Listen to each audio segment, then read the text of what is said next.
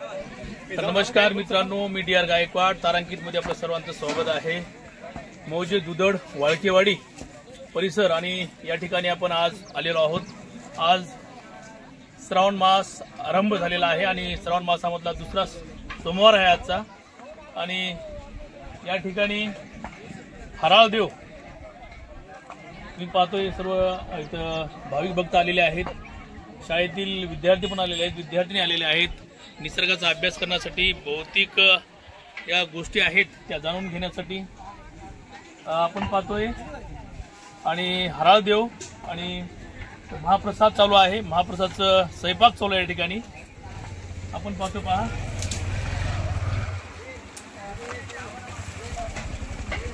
सुंदर स्वयंपाक चालू आहे। बटाट्याची भाजी आहे, बटाटे वरण आणि सब्जी सुंदर असं या ठिकाणी स्वाद सुटलाय, एकदम स्वादिष्ट असा स्वाद सुटलेला आहे। पहा कांदा आहे, भात आहे आणि वरण झालेलं आहे। सर्व भाविक भक्त मोठ्या संख्येने दुधड वाळकेवाडी परिसरातील आलेले आहेत आणि आजचा श्रावण मासचा दुसरा सोमवार खूप मोठी श्रद्धा आहे या परिसरातील लोकांची आणि गेल्या पुरातन काळापासून या ठिकाणी मंदिर इथं वसलेले आहे। आपण पाहतोय ग्रामस्थ आहेत, गावातील नागरिक आहेत, आपण त्यांच्याशी बोलूया। आपण भांडे गेले, आम्ही स्वयंपाक करीत गेलो, पुन्हा कुठे काय बस्तकार झाला की तेव्हापासून भांडे येणं आले, आता दुसरे भांडे आणायचे, स्वयंपाक करायचे, पुढेपर्यंत आम्हाला कळते तसं असं चालू आहे। नाजूकही चालू आहे, तुलाही चालूच आहे।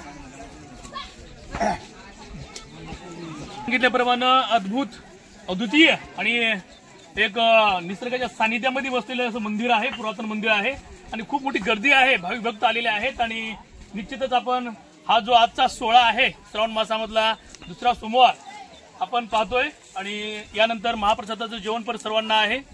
पहा मंडळी बसलेली आहेत, आमच्या शाळेतील प्राध्यापक वर्ग सुद्धा या ठिकाणी आलेले आहेत, सर्व विद्यार्थी आलेले आहेत आणि भौतिक अभ्यास करण्यासाठी, निसर्गाचा अभ्यास करण्यासाठी आज निसर्ग सहल आणि त्यानिमित्तानं दुसरं आणि देवदर्शन आणि हराळदेव या ठिकाणी असल्यामुळं विद्यार्थी दोन्ही दुग्ध शर्करा म्हणावं लागलं विद्यार्थ्यांसाठी, कारण का निसर्गाचा अभ्यास आणि आता हा सण सोहळा आपण पाहतो या ठिकाणी। पहा विद्यार्थी बसलेले आहेत आणि सर्व ग्रामस्थ आहेत या ठिकाणी। सुंदर असं आजचा हा दिवस पहा, या ठिकाणी लसूण चालू आहे बघा, लसूणची वाटणी चालू आहे, पेस्ट पहा, तयारी चालू आहे स्वयंपाकाची, पोळ्या पण चालू आहेत तिकडे, आपण तिकडे जाऊया आपण। पोळ्या आणि या ठिकाणी बुंदी लाडू आहे, अतिशय सुंदर असं वातावरण।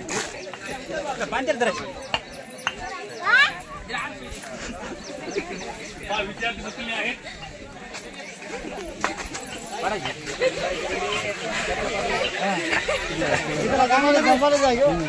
या ठिकाणी चुलीवरची भाकर, चुलीवरची चपाती चालू आहे। पहा मोठी चूल आहे आणि चपाती आहे, आजी माय चपाती करते, लाटत आहे त्या ठिकाणी। इकडं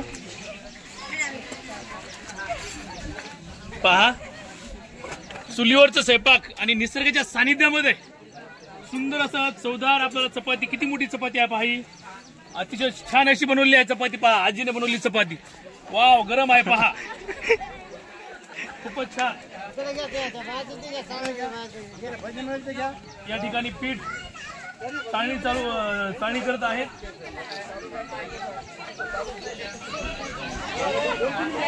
गव्हाचं पीठ आहे। तुमचं नाव काय?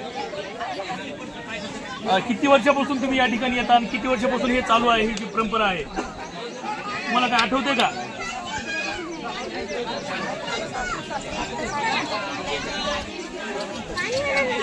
पहा गेल्या 100 वर्षा एक पिढ्यापासून या ठिकाणी वसलेला आहे निसर्गाच्या सानिध्यामध्ये। हराळदेव या ठिकाणी पूजा चालू आहे।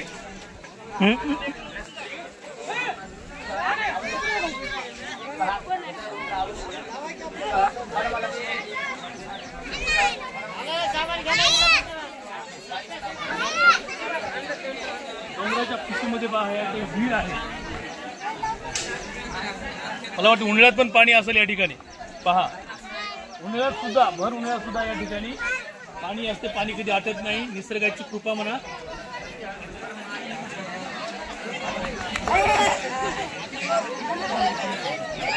विद्यार्थी बसलेले आहेत.